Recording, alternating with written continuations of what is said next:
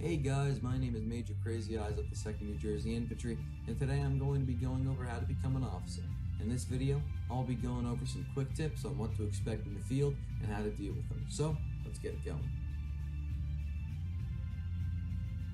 One of the first things to do once you start on a server is to get everybody organized. What I'm showing you right now is just a bunch of randoms, alright? Basically nobody on this server was in a regiment, and they were just going around like crazy, okay? If you can look, you can see all these guys stabbing each other, shooting each other, and you can see all the team kills in the bottom left-hand corner of the screen because I'm an admin on Old Pennsylvania. You can see over here as well, once I go and zoom in, that all the both of the rebel flags are on the ground, okay?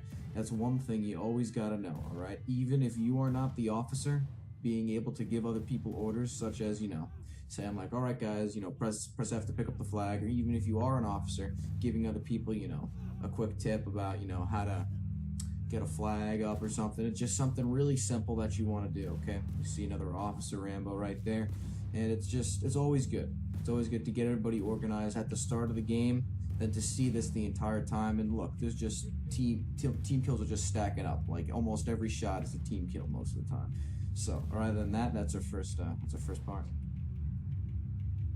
The second part of the video is about being able to hold a nice defensive position.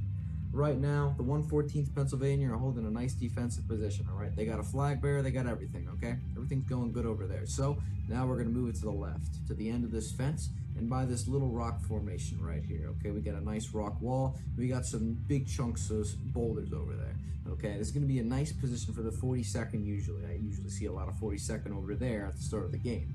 Now we're going to go back to the main line. You can see they're taking not as many casualties as probably the rebels. Even though you can't really see, you just gotta assume, for this part anyway. Now we're gonna go and look at the 42nd, which are behind them. They have a flag up, and they're in a pretty good position right here. They're opening fire, and since they have sharps, they have a lot more firepower than the regular musket troops over here.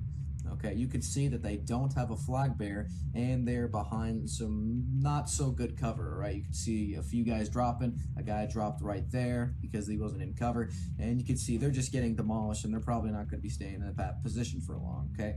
This is one of the most important things to do, maintaining a position and being not so far away from the point so that you can always go back just in time. The third part of the video is the importance about taking a position, okay?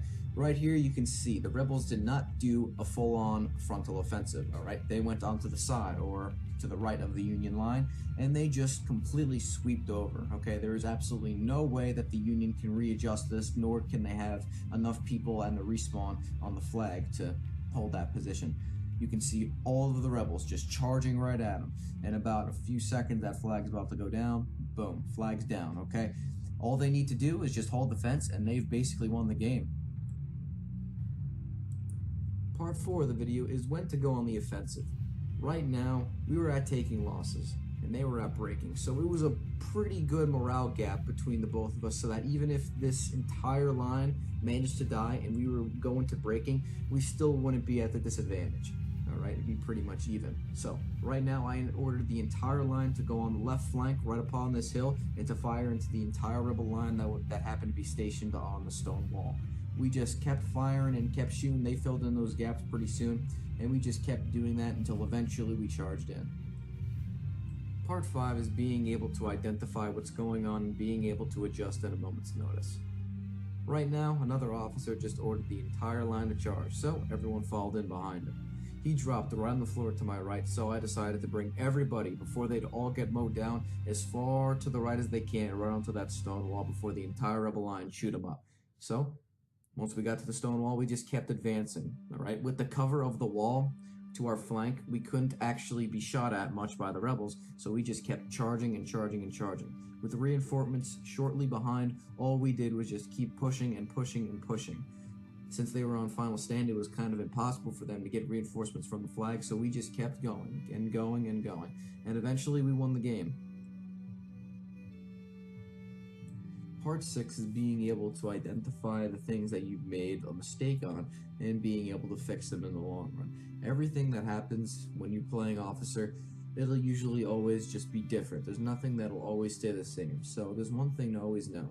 Just get used to what you're doing, find out what works best, and most of the time you're going to be able to find your best strategy while playing. It's all about the experience. You can't teach experience, so once you get going and once you actually get into the entire field of playing officer and being able to identify how to avoid mistakes and how to make those mistakes into victories, then that is one of the main parts.